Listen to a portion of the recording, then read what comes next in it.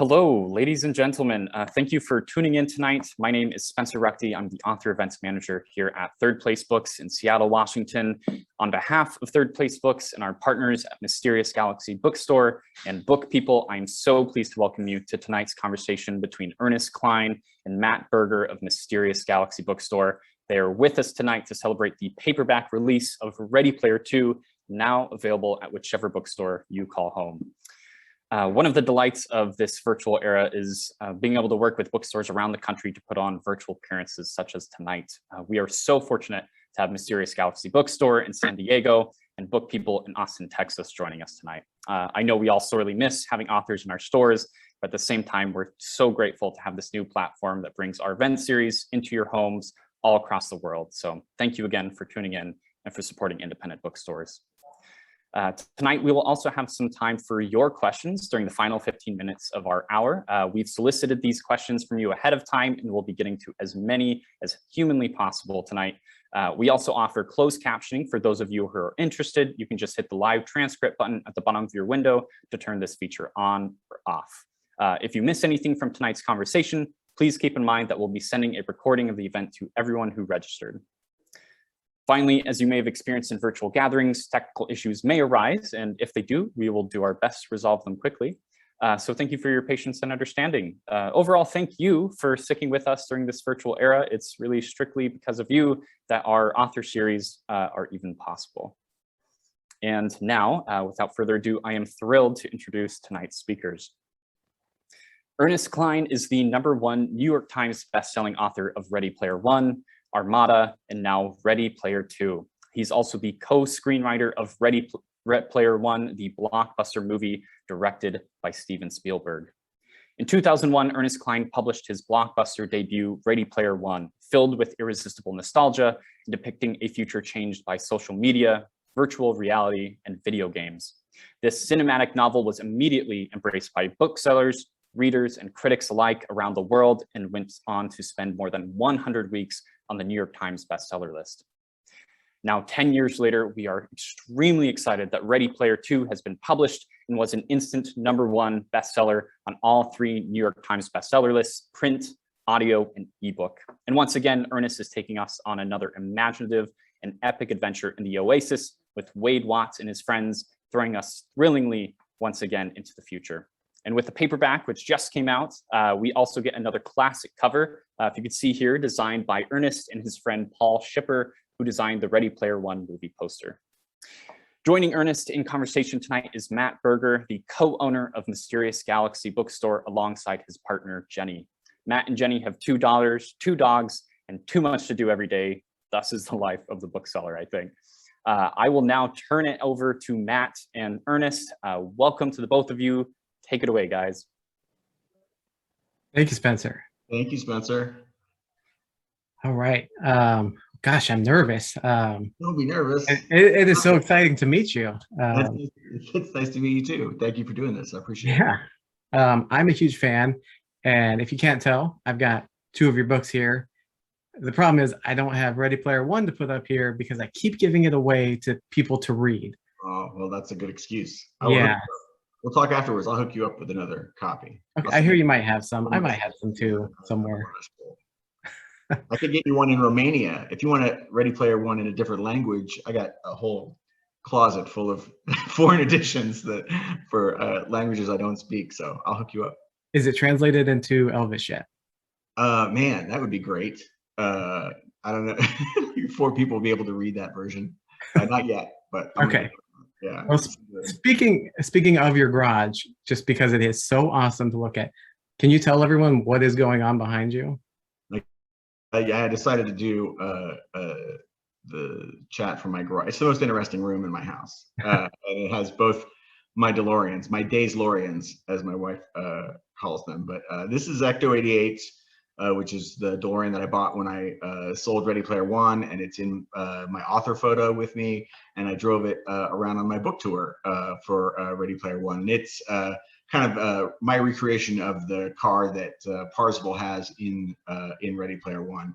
But I've recreated it in the real world. So it's got a combination of these four. I don't know if you can see, it's kind of dark, but Back to the Future, Ghostbusters, Buckaroo Banzai, and Knight Rider all mashed up into one car. So that's Ecto 88, and that's my car. This is, I originally called it the GPD, the Grand Prize DeLorean. This car was the car that I bought when I had a contest. When Ready Player One came out, there was an Easter egg hidden in the book that led to a series of 3 video game challenges when the paperback for Ready Player One came out. And the grand prize for that contest, I tried to create a contest to promote the paperback that would kind of emulate the contest in the book. So there was a series of 3 video game challenges.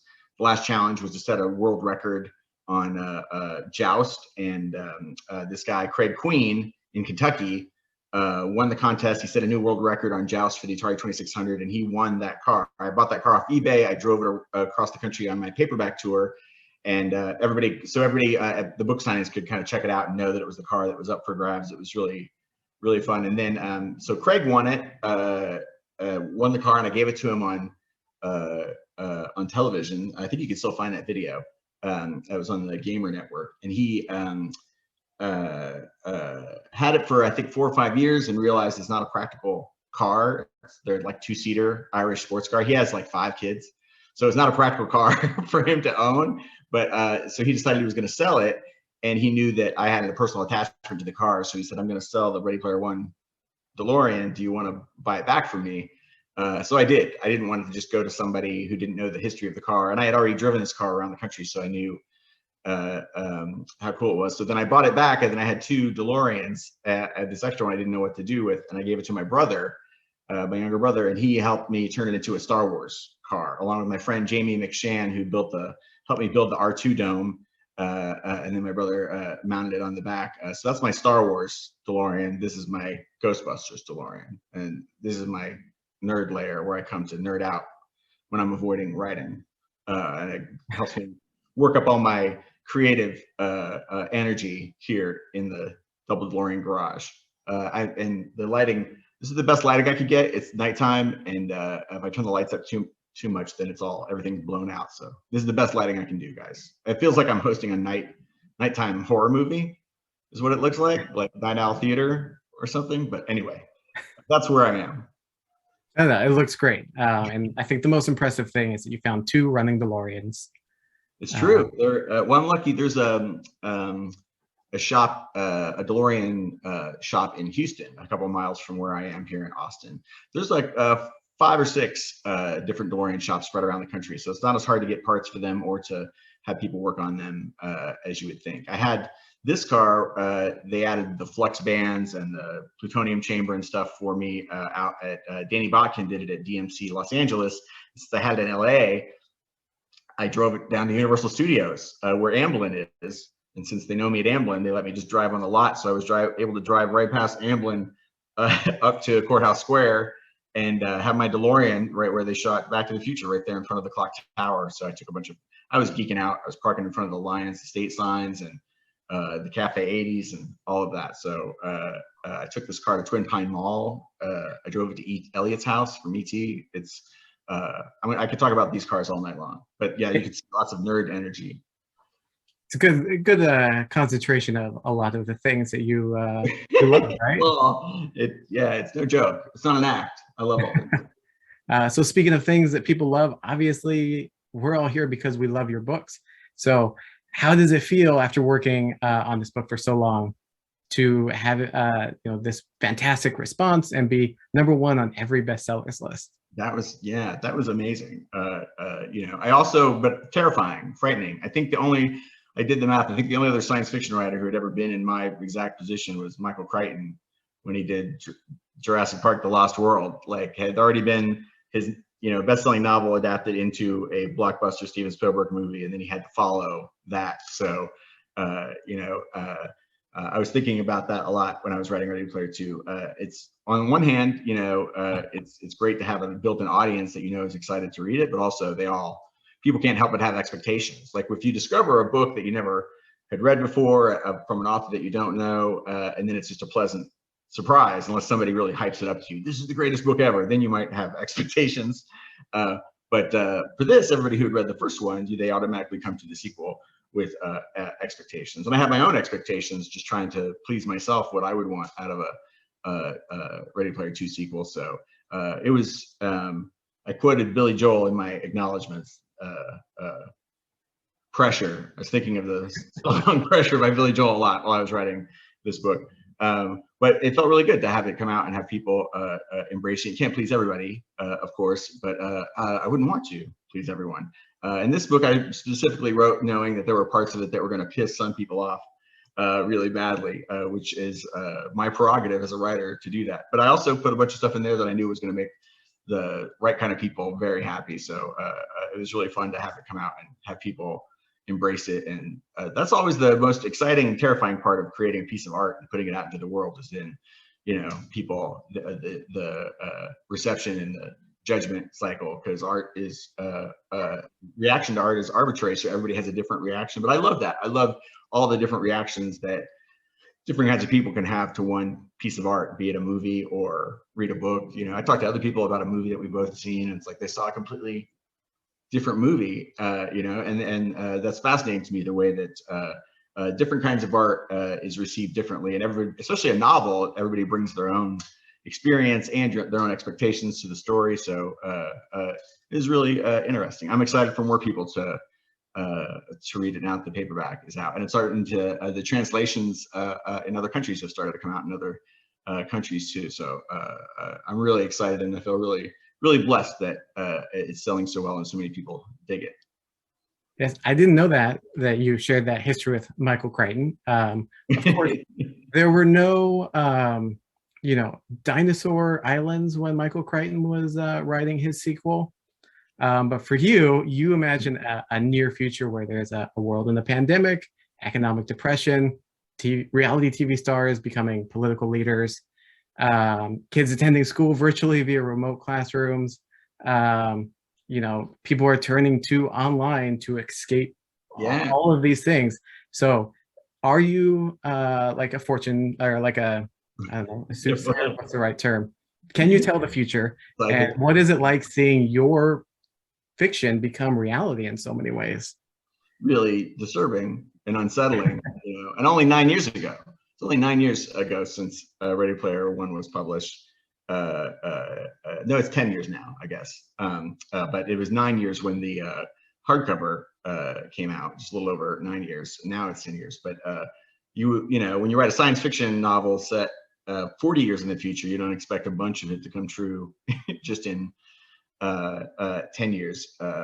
And so, especially if you're writing dystopian science fiction, you want as little of what you write to come true as possible. So, the last few years will have been unsettling. But things in our world are not nearly as bad as they are in the Ready Player One universe. So I still have hope, and I'm still overall optimistic that things won't end up exactly like they are in Ready Player One, although and Ready Player Two. Although we are facing a lot of the same challenges as the characters in my book, which is why it was easy to write about, especially Ready Player Two. Like, I felt this is what we're grappling with. What I think is most interesting about science fiction is humans and their technology, humans and their tools, and more, and how our tools get more and more advanced until we're working towards the ultimate tool, which is the recreation of the human brain and artificial intelligence. We're not going to stop because of the way that our brains work. We can't stop making better and better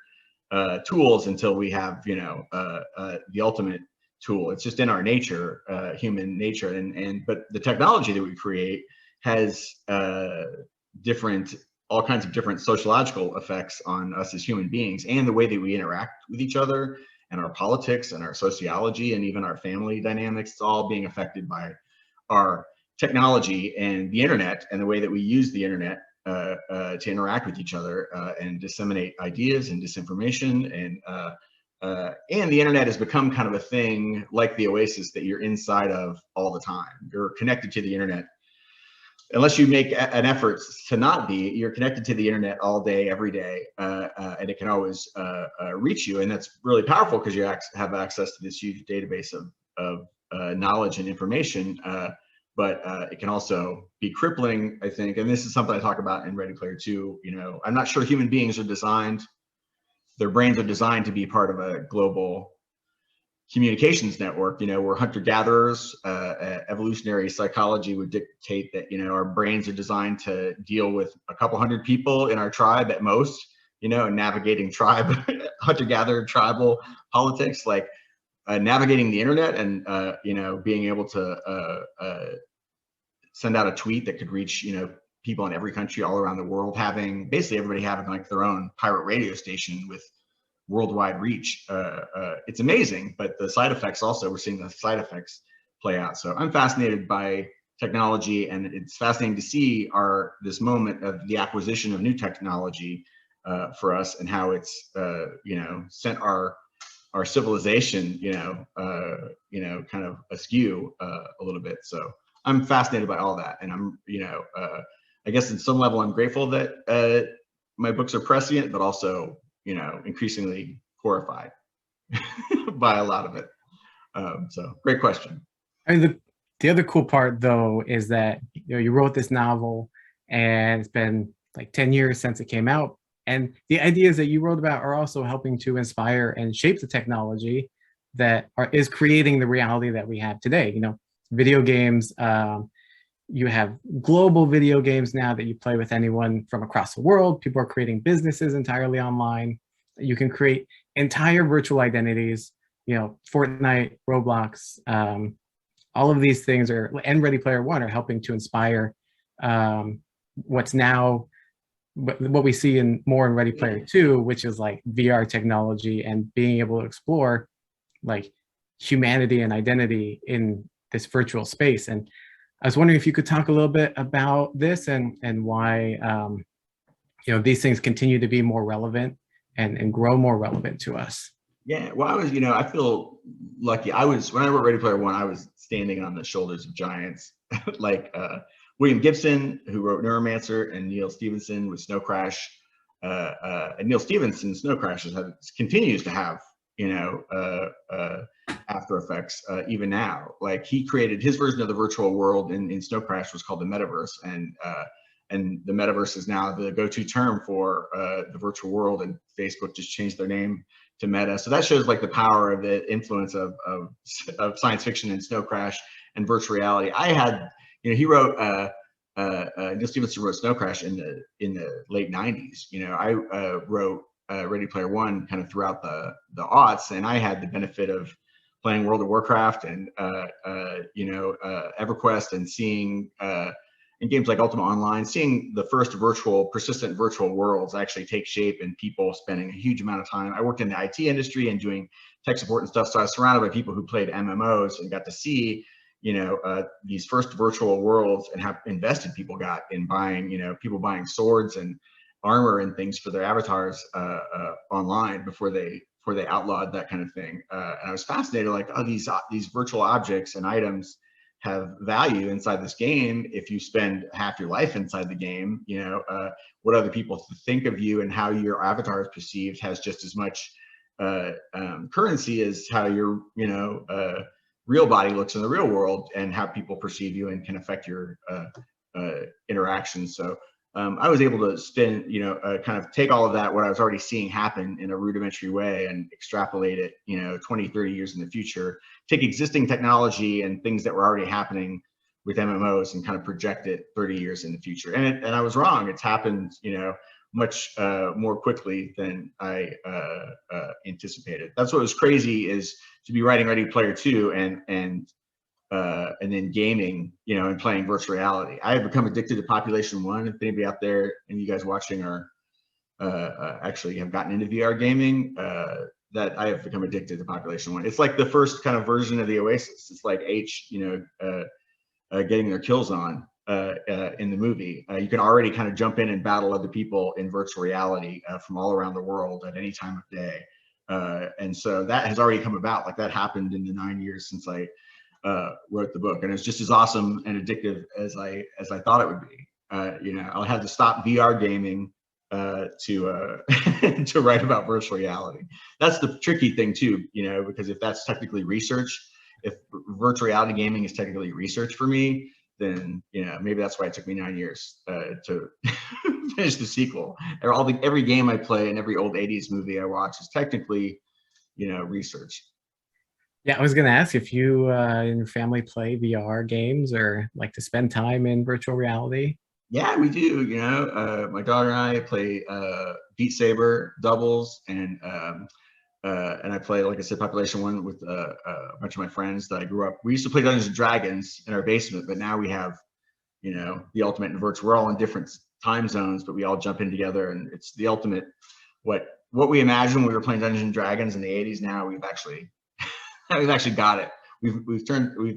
We've bent the computers to our will, and now we can play virtual reality. We can play Dungeons and Dragons in virtual reality. But yeah, I think the story I was telling last year when the book came out is my wife and I just had our wedding anniversary, and it was during quarantine, so we couldn't get everybody together to celebrate. So we used a VR app called Big Screen that is really amazing, where you can log into virtual reality and hang out in a virtual cinema, like a living room cinema or a big empty movie theater with your friends and family. I think up to 12 people. And now I think they've increased it to like 24. But you can hang out with like a dozen or 24 of your friends, and the audio is like situational. So like if somebody's standing on your right, you hear them on the right side, and it's just so much different. It's like qualitatively different than a Zoom chat and talking to somebody through a two-dimensional window, which has its own merits and is great. But virtual reality makes you like, you really feel like you're hanging out and sharing the same virtual space and interacting with the same virtual environment. And if you're watching a movie together, that's most of what I missed during quarantine and still miss, is being in a packed movie theater, like shoulder to shoulder with a huge audience and everybody reacting. That's like part of what you love about cinema, right? Is the community and the communal reaction of things, and you react at the same time other of your fellow humans are reacting or laughing or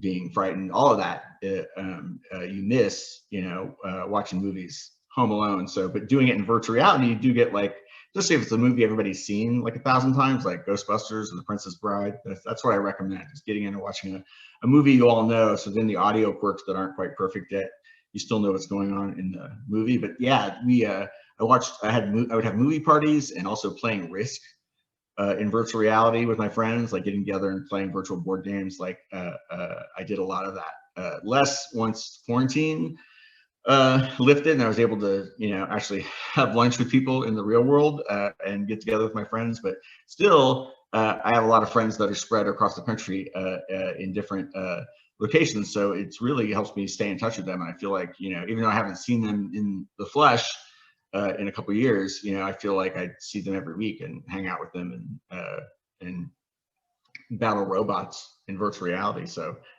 it's been amazing to see it come about and get to use it, and then also to see the the ramifications of social media continue to play out, because each new technology, like first we had social media and kind of embraced it, and it started to wreak havoc on our society as we're still getting used to it and finding out how easy it is to get addicted to it. And now add virtual reality to that, this other thing that hasn't, I feel like it hasn't quite caught on at the level that it's going to catch on, but I feel like that's all clearly coming. And virtual reality will be just like our console video games, right? It will start out kind of rudimentary PlayStation graphics and then just get better and better until it's photorealistic and indistinguishable. Like a lot of video games, you can't tell if you're watching a television show, like a football game, or a video game simulation of a football game, because they're visually indistinguishable. And virtual reality, I think, is going to get that way very quickly. So it'll be interesting to see how it continues to evolve. But yeah, me and my family are early adopters of virtual reality. It helps that everybody sends me free headsets to try out. We obviously missed the low-hanging fruit of doing this talk in virtual reality. Now that you talk about big screen, it just seems like a missed opportunity. So I did one with the founder of Big Screen. So that is so cool. You can go into Big Screen and watch it.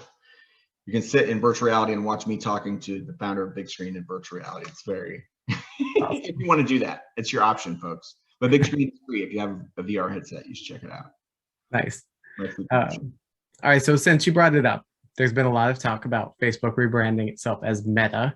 Obviously, the nod to your fictional world and the OASIS and Ready Player One and Ready Player Two. What are your thoughts on it? My thoughts on it are, I feel like Emperor Palpatine. Everything is proceeding as I have foreseen, a little bit. But it's strange because I got to know the first iteration of Oculus before they got bought by Facebook, and they were just starting out when Ready Player One came out, and everybody at Oculus was getting recommended, you're working on virtual reality, you should read Ready Player One. Like it was like something in the air. Like Palmer started working on his prototype of the first Oculus Quest right as I was publishing Ready Player One, and then they ended up naming one of their conference rooms in their first Oculus offices was called the OASIS. They had the Metaverse, the OASIS, the Matrix, I think, were their three conference rooms. But yeah, they had me come there and do a book signing at Oculus in the early days with the early founders and the guys who were building the first headset. And it was astounding, to have them. They also told me they would give out a copy of Ready Player One to every employee, every new employee.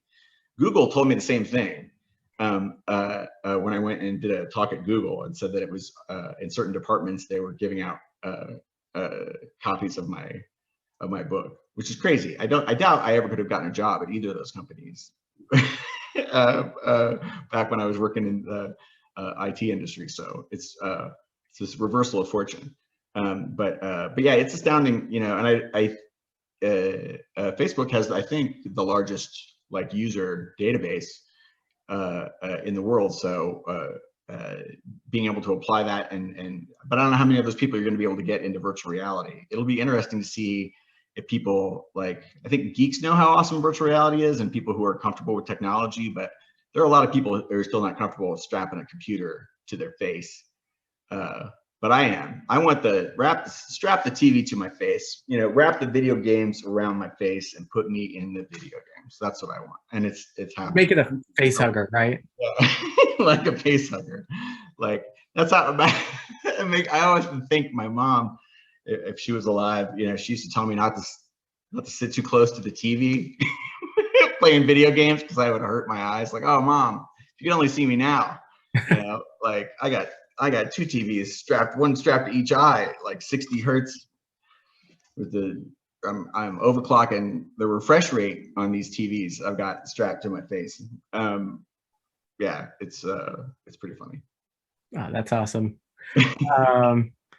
Let's see. So to get a little bit more into the books, Ready Player One has an epic love story in it, and that continues in the sequel, Ready Player Two.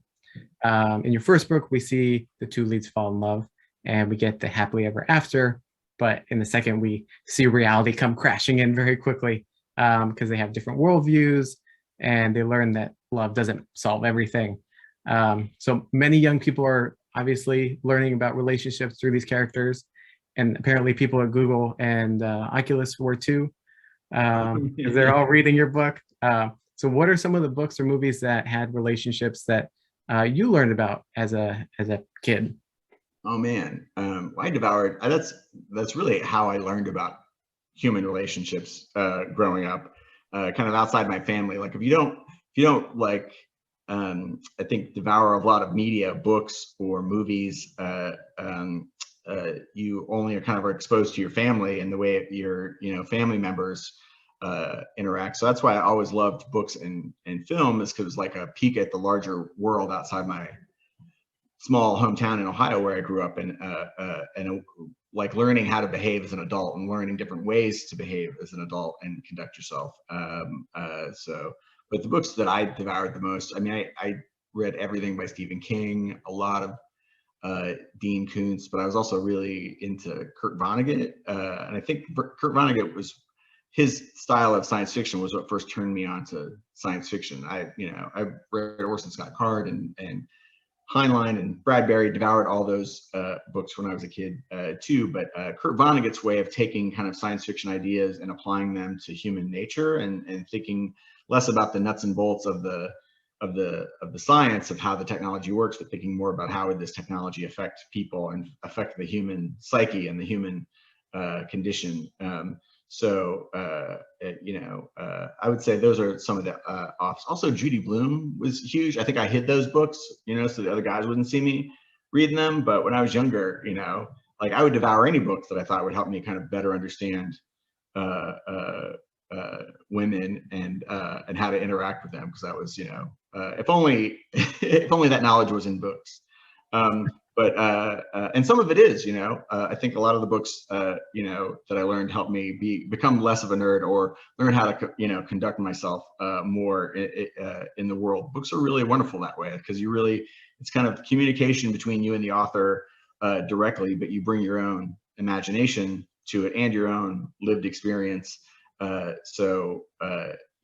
It's this almost one-way interaction where the author's sharing what they know and also creating this fictional world for you, and you take that in and absorb it and react to it. And so I love that interplay between reader and author, and those authors that I mentioned had a huge influence on me. Kurt Vonnegut has the documentary coming out that I've been waiting, I think, for a decade. I think I backed this on Kickstarter like a year ago or years ago, but Kurt Vonnegut, Unstuck in Time. Robert Whitey has directed a documentary about Kurt Vonnegut that's been working on for like 40 years, and it's coming out on Friday.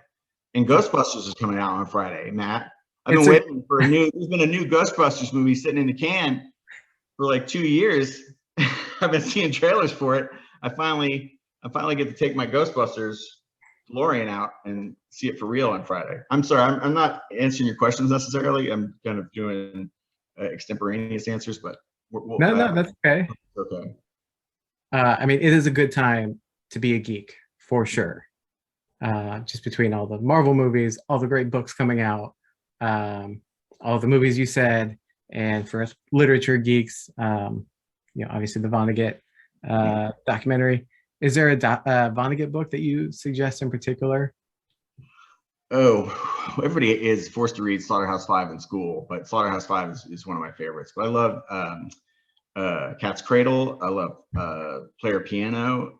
He wrote a short story called Unready to Wear, and that's quoted in Ready Player Two. It's actually the epigraph at the beginning of the third section of the book, level 6. Is a Kurt Vonnegut epigraph about this short story that he wrote, Unready to Wear, about not having a body, and the idea of like, how would your life change if you could just be pure consciousness, and didn't have to deal with having a body that you had to feed and keep alive and keep from wearing out. And no matter how much you protect your body and feed it, it's still going to wear out and die on you. Like having a body is a pain in the ass, and that story had a huge effect on me, and that was one of the things that one of the germs of the story of Ready Player Two, the idea of what if what happens when we create a brain-computer interface, and we really can, I think that's the next and last step in the evolution of video games, because the graphics can only get so good, and like now we're strapping TVs to our eyes to trick our eyes into thinking that they're seeing things that aren't there, and we put gloves on to trick our hands into feeling things that aren't there, and you can put whole suits on that trick your body, and omnidirectional treadmills that make you think you're walking somewhere imaginary. But all these are like kind of technological tricks to trick our senses into feeling things. And but once you can plug right into the old noodle and plug right into the human brain, which is something we're already working on. There are already, the first steps of that have already been taken. There are blind people who can see, via head-mounted cameras with, the output wired right into their neural cortex.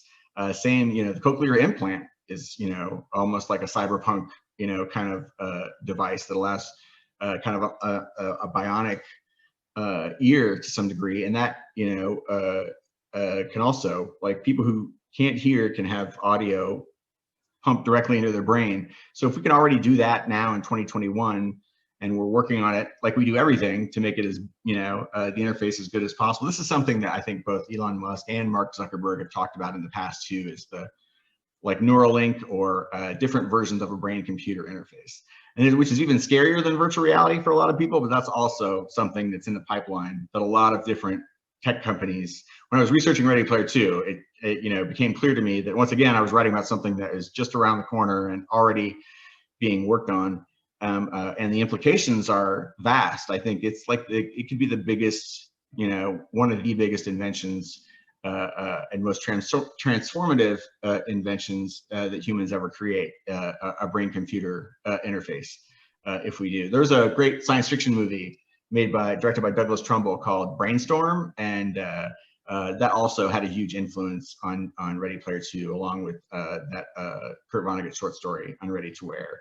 And there's a James Cameron, Catherine Bigelow movie, Strange Days, that kind of took the same idea as Brainstorm about recorded human experience and a kind of playback virtual reality, and explored the different ways that would affect people's lives, and the way that people could communicate, and the way that it could foster empathy if you could actually physically experience what it would be like to be in somebody else's shoes.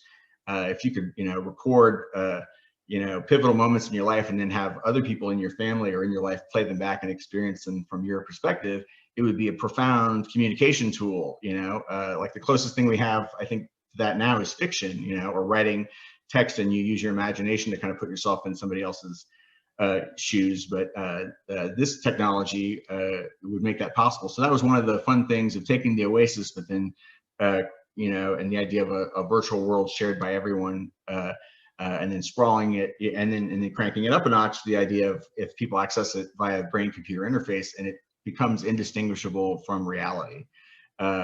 And that's fascinating to me, because once you cross that line, and once you make the simulation indistinguishable from reality, it can't get any better than that. Once you're playing a video game and you can't tell whether it's real life or not, the video games don't need to get any better than that. And it can't get any better, because if you can't already tell what's real and what's not, then, and that's where we're headed. We're not going to, provided our civilization doesn't implode for other reasons, like our utter neglect of the environment and the biosphere, our technology continues to advance, like it'll get to the point where we can create virtual reality that's indistinguishable from reality, which is explored in The Matrix beautifully, but is also, I always thought The Matrix had it wrong in that humans wouldn't need to enslave us. If you could make The Matrix and make a virtual world that was that convincing and felt that real, you wouldn't need to trick people, into going inside. They would willingly go en masse, escaping,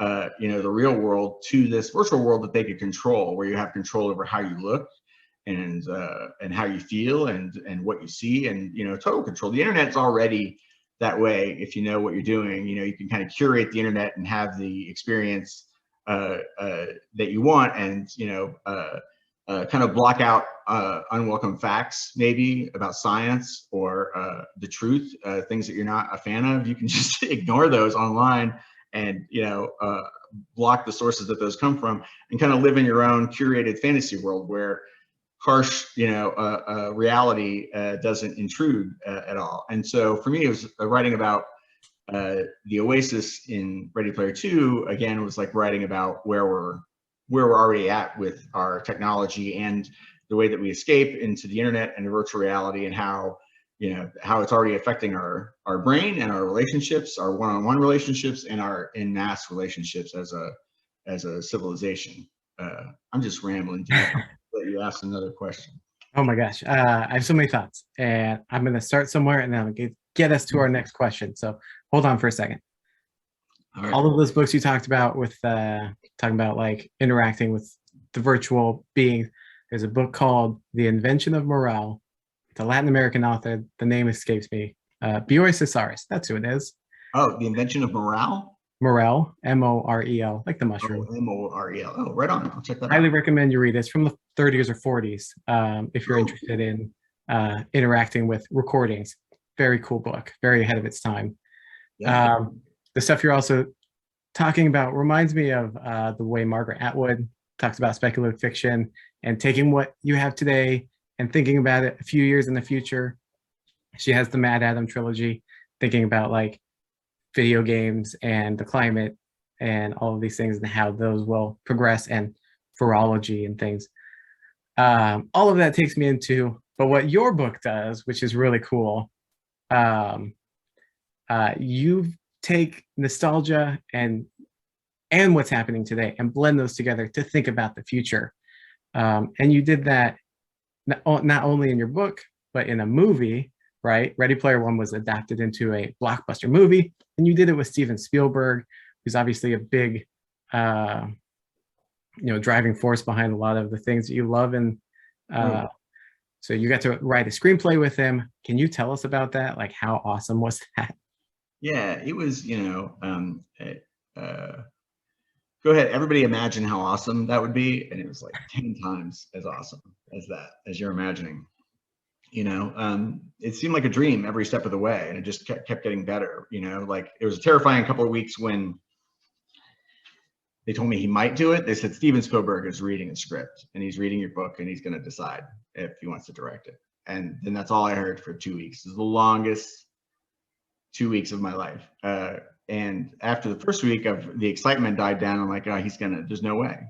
I'm sure they send him everything, and he probably doesn't read half of it. There's no way he's going to do it. He's going to say no, and it's going to be awful, because I'm going to spend the rest of my life wondering what it would have been like if Steven Spielberg I don't care if Christopher Nolan directs it. I'm still going to spend the rest of my life wondering what would it have been like if Steven Spielberg had done it. So I thought for sure that was the whole last week while I was waiting to find out that was, that he was going to say no, and it was always going to be this regret that I had to live with. But he, to my shock, said yes, and I got to, I flew out to Hollywood, went to Amblin, and met him. And it was, it's like magic, like what you always think of, like going to meet Willy Wonka at the chocolate factory. That's what it was like, but it was like the movie. He's like the movie cinephile Willy Wonka. Like Rosebud was on the wall behind him. Like, I was halfway through the meeting before I realized, what's this sled doing on the wall? And then I look at the plaque. I'm like, oh, that's Rosebud. He's just hanging on the wall, right next to his Oscar from Schindler. It was, amazing. But once I started to talk with him about movies, it was just like, when I meet any other cinephile or anybody who's passionate about books or films, he's one of the biggest movie geeks of all time, and I speak that language, and so we were just able to geek out as fellow film buffs, and I tried to. It's just hard not to always be geeking out about his movies. He's he's more about geeking out. Like we geeked out about John Borman when we're talking about working in Excalibur. We worked in Excalibur reference into the movie. The spell that Morgan Le Fay recites, the charm of making, in Excalibur, we use in Ready Player One, the movie, as the password for the orb of Ossivox. But like, I just remember talking about Excalibur and John Borman movies with him, and he would get just as excited as I would about like paying tribute to like somebody else's work. Less so, he was never a fan of like tooting his own horn or paying tribute to his own stuff in our movie. So we had to do that kind of behind his back, and try to sneak it in. Like maybe he would spot the gremlin in the shot, and maybe he will, maybe he won't. And usually, and he did spot the gremlin, but he let it slide. We were allowed to keep the gremlin, stuff like that. But he was always, enthusiastic about celebrating other, people's works and other things from cinema and from and my book. That was the most amazing part of it, was seeing my book everywhere on the set, and I got to tour all the different departments and seeing it in in the costume department, and seeing things right from like I remember going into the costume department and seeing H's costume, and it's was hanging on the wall, and it said H, and it had the same Rush 2112 T-shirt that I describe in the book, and the same, like they had gone so far as to duplicate things that people were wearing in certain scenes in the book, and I kept seeing that everywhere, just little details from the book sprinkled everywhere, and things that never made it into the screenplay, but still made it into the movie because the book was such a huge source of inspiration for people in the movie. And Steven, there was always a paperback copy of Ready Player One, like right next to his script, like dog-eared, that he was flipping through. It was amazing, and that was one of the first times I, wore a virtual reality headset on a movie set. Like one of the first times, a first visit to the set that I showed up, they were still shooting on the mocap stage. There was all these people, you know, in motion capture suits running around, you know, having the Battle of Castle Anorak with, you know, wooden weapons with tracking dots on them and everything. But I would, it was rigged up so everything was being rendered in the OASIS in special effects on the fly. So you could put on a VR headset and look around and see the people in mocap suits in their OASIS avatars and see the battle and everything being rendered live. So, and he could move his virtual camera inside of that, you know, volume, that capture volume, and move his camera and get his shots however he wanted inside this virtual space. It was amazing, you know. And I think one of the first times, you know, kind of building on what James Cameron had done in Avatar, rendering those shots live. It was amazing, you know, to see that and see him directing people in reality and then also directing them in virtual reality at the same time. It was an incredible experience, and that, you know, wasn't just through the production, post-production, and then the actual release of the movie was an amazing experience to get to go through that with him. And we remember I got to hang out with him in London while we were promoting the film in London. Also went to Japan. It was amazing. And then the culmination of all of this is they had the premiere of the movie here in my hometown of Austin, Texas, during South by Southwest. This is 3 years ago now, 2018, South by Southwest. And so they took over the whole town. Ready Player One. They built a replica of the stacks in downtown Austin with a giant, like a life-size Iron Giant inside of it, an 80s kind of retro themed thing. They had virtual reality stations set up where people could come in and do Ready Player One virtual reality experiences that HTC Vive had made. And this is all in my hometown. And they also hired all these actors to dress up like Sixers from the movie, and were marching around downtown Austin, like reciting dialogue from the movie. And so I remember taking my daughter to see all this, and, you know, like her dad's book had come alive, and it was crazy. She was impressed, but not, she was more impressed when there was a Ready Player One Roblox event. That was when I really became a cool dad. But for me, the culmination of that experience was having the premiere in Austin, and then we had the screening at the Paramount Theater downtown. You know, my whole town came out, and the whole cast and crew of the film came to Austin to hang out, and I got to drive my DeLorean up to the cinema and you know, have all the actors pose for photos with it, and we went in and watched our movie. It was amazing, and I got to see it. You know, like, oh, and P.S. It all happened on my birthday. Like Ready Player, they bumped the release date of the film from December because Star Wars took our release date, Rise of Skywalker, I think, and we had to, or maybe it was The Last Jedi, but anyhow, Star Wars took our release date, and we so they had to move it, and then they told me, oh, it's going to be moved to March 29th. I'm like, well, that's my birthday. So my Steven Spielberg movie was actually released on my birthday. And so my birthday is on every single Ready Player One poster. At the bottom, it says March 29th. So like at some point, Matt, I started to question, is my own life a simulation? You know, because there's no way this is real. No way this is all really happening. Oh, sure. And now the premiere is going to be in my hometown on my birthday with Steven Spielberg doing a Q&A afterwards. Like, it's a ruse. I like Rick in that one Rick and Morty episode where he knows it's all a simulation. He's like, this is bullshit. So excuse my language, but that's how I felt during that whole experience. And so now, in the wake of that, I just assume it's all downhill from here. You know, because what could ever top that? I'm racking my brain for 3 years now. I can't think of anything that could top it. So which is fine.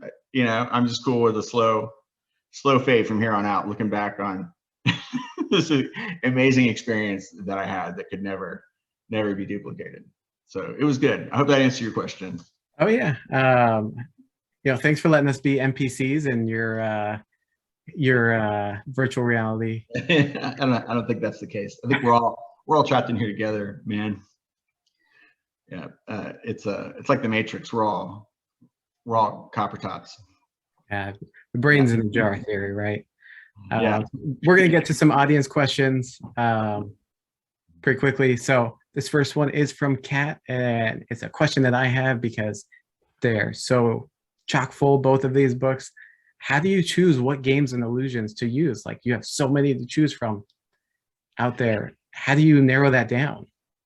You know, I narrowed it down to things I was passionate about, and I was trying with Ready Player Two. It's a great question. Ready Player Two, I was trying to be very egalitarian and split it up because so in Ready Player Two there are seven shards and seven different challenges that the heroes have to go through, and I wanted one of them to be a video game. I wanted one of them to center around music or a musician, one to center around movies or some kind of like cinema, and then I wanted the others planets to be planets that I had created in Ready Player One that we didn't get to see, but now we get to visit. So and see more of, like Cathonia, which is kind of the Halliday's recreation of his D&D campaign planet where Castle Anorak is, and also Halcydonia, which is the kind of interactive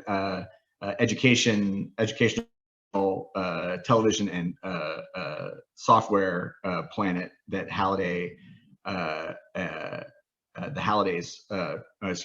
the Morrows created. So I kind of, once I mapped out what I knew each one of those, then I was looking for different things that would fit in with the story. Like the video game that I chose, specifically because of its history, I chose Ninja Princess, aka Sega Ninja, because it tied in with Kira's story. And Sega, Ninja Princess was a video game that they renamed for the American market because it had a female protagonist. I think it was the first run and gun game with a female protagonist in video game history. Was Princess Karumi in Ninja Princess, but they didn't think American boys would play a game that had princess in the title, so in America they changed the title to Sega Ninja, and you kind of had to discern from the pixels. There was no evidence that it was a princess unless you could discern that from the limited Sega 1986 pixels of the game. And then when they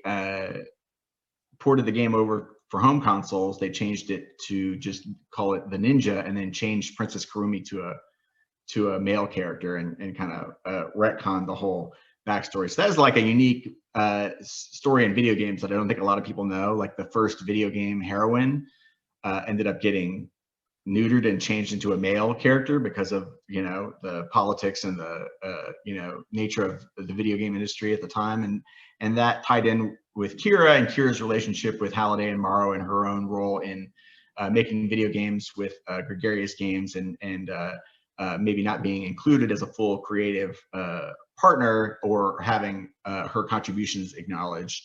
So that was, you know, that was how I chose that video game, because it was a classic video game with a unique place in video game history, and especially for a female protagonist, and I wanted to work all that into the story.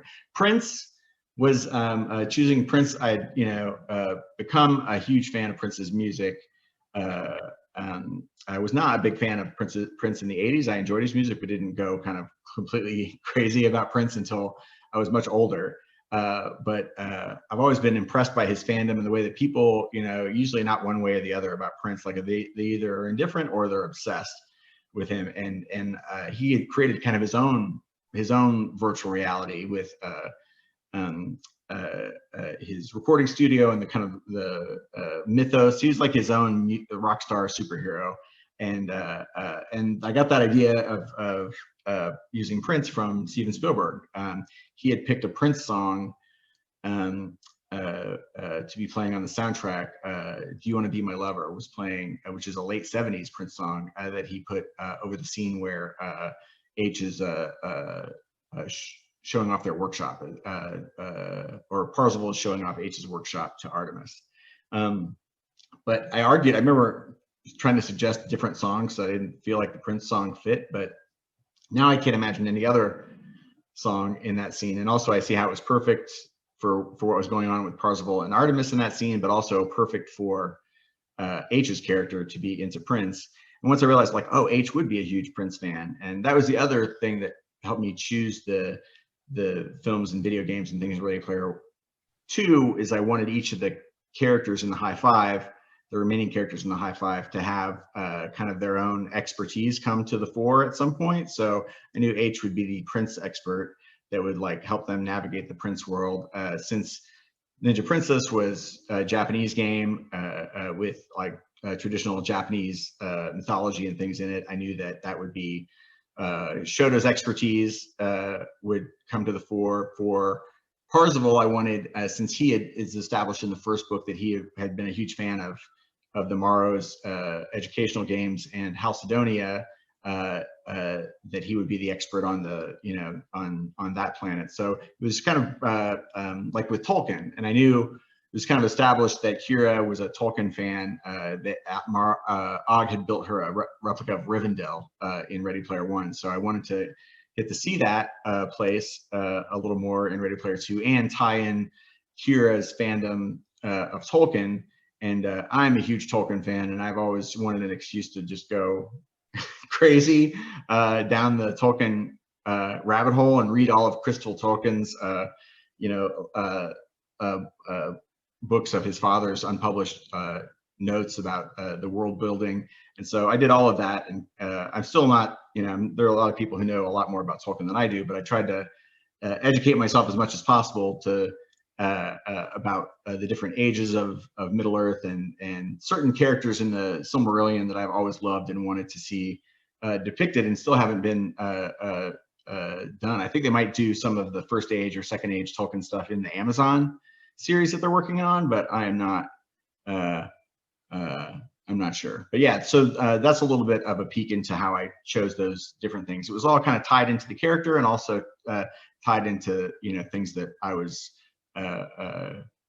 interested in at the time. John Hughes was another one that was that was one I didn't have to do too much research in, because I am a huge John Hughes fan and exhaustive knowledge of his filmography, and so that was really fun. And I'd always had that idea of Shermer, Illinois. Like if you created a virtual recreation of Shermer with all the different John Hughes movies that are set in Shermer playing out all at the same time, all around each other, that would be like visually amazing to see. If you could see 16 Candles and Ferris Bueller and Weird Science that all happened in the same high school, were occurring at the same time. This is something John Hughes had done when he was creating Shermer, Illinois, and setting all his stories there. He, in his head, created a fictional geography for the town, and so I wanted to pay tribute to all that by having it recreated in the Oasis. So that's how I picked all those kind of major set pieces in Ready Player Two.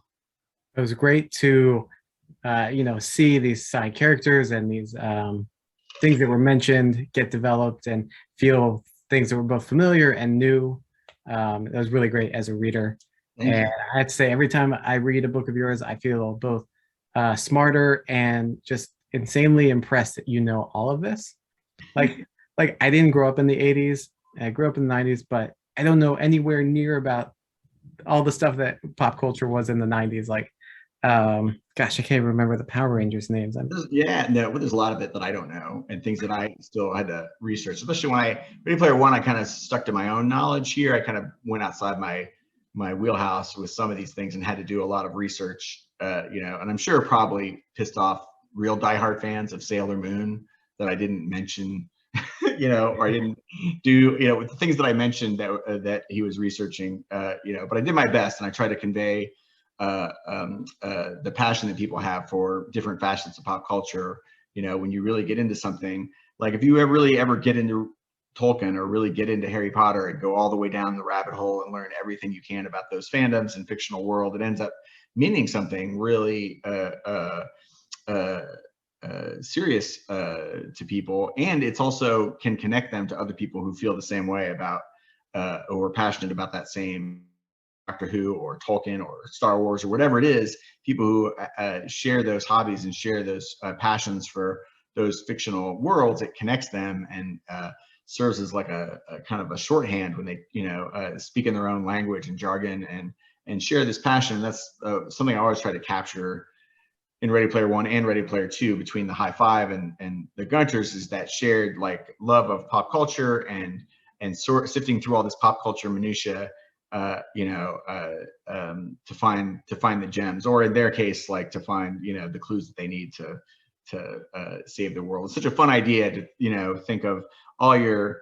It used to be people imagining being on Jeopardy was the way to imagine to get to use all your useless trivial knowledge. But I kind of took that idea of like, what if all my specific useful trivial knowledge that I have about 80s pop culture and old role-playing games and video games and television shows, like what if that was all exactly what you needed to achieve fame and fortune. It's such a fun idea, and also just in the way that the fandom or shared enthusiasm can kind of create its own community. So I was trying to show the remnants of that and how that's changed for the high five. Now that they won the contest, they don't necessarily have that anymore, but the circumstances of Ready Player Two kind of put them back. Even though it's a life or death situation, there's it's fun for them because it's kind of this getting to recapture their childhood and growing up with Halliday's Easter egg hunt. Now they have to kind of get the band back together, like Jake and Elwood, and use their knowledge once again. Even though the stakes are much higher, it's still exhilarating for them because it's they're reconnecting about all the stuff that they used to reconnect with. So I love that idea. It's like getting together with all your old friends from high school and geeking out and remembering all the things you did together and all the stuff that you used to be excited about. That was kind of what I was going for. I mean, she did a great job, I have to say. And it's cool to see the contrast between where the high five is now and we got the low five in this one. So that was really cool.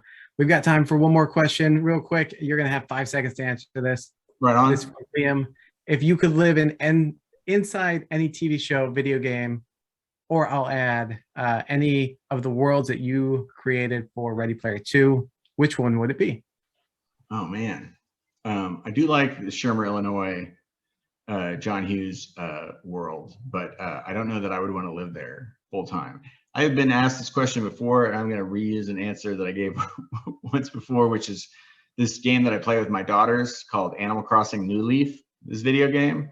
There's New Horizons now, but we're more fans of the older Animal Crossing New Leaf. But that's like if you had to be stuck inside a video game, I think that's the game you want to go with, is Animal Crossing game, because it would be, you could almost live a normal life. It would still suck because you wouldn't be able to eat any food or taste anything. But I think it would still suck, but I think you could eke out a meager existence inside of Animal Crossing New Leaf would be my choice. If I had the choice, I'm going to pass and just stay here in the real world. None of the fictional worlds I created, I think, in Ready Player Two would be that much fun to be stuck on and have to live in. So it's a very pleasant soundtrack. Yeah, you have a great soundtrack. It's not all that Howard Shore music on the Tolkien planet, Middle Earth. Yeah. Well, thank you so much, man, for those great questions. I really enjoyed talking with you. That was a fun conversation. Yeah, me too. Yeah, this was an amazing conversation. Matt, Ernest, I'm so grateful for you both. This was a really delightful evening. I'm, back to remind you, of course, that Ready Player Two is available now in paperback. All three bookstores partnering tonight, Third Place Books, BookPeople, Mysterious Galaxy Bookstore, have signed copies, signed by Ernest's hands. These are not book plates, not a simulation. It's true. I signed them right here by the author, right here, right there in the garage. Yes, they've all been in the garage. So snap those paperbacks up. In proximity to Deloreans and R2. So you can get those. I've posted links in the chat for you where you can find those copies if you haven't already bought your copy. Other than that, do either of you have any final thoughts before we close out the evening? No, I'm just so grateful for you guys for organizing this. I want to thank everybody out there who tuned in to watch our conversation, and thank you for supporting these three bookstores, which are three of my favorite bookstores. Everybody, these businesses are having a rough time during the pandemic, so buy as many books and as much stuff as you can from these bookstores to help them through this holiday season. They've had a rough couple of years, and bookstores, along with movie theaters, are two of my favorite places. They've both had a rough couple of years, so I appreciate you guys supporting your local booksellers. Booksellers are my favorite people, the best friends that an author has. So support your local booksellers. Hey, thank you so much. Yeah, we Thank you. really appreciate it. All right, folks. Well, you heard it here first. Booksellers are the best people. We love having you here. We're so grateful to have you watching. Other than that, please be well and have a great rest of your week. Thank you, guys.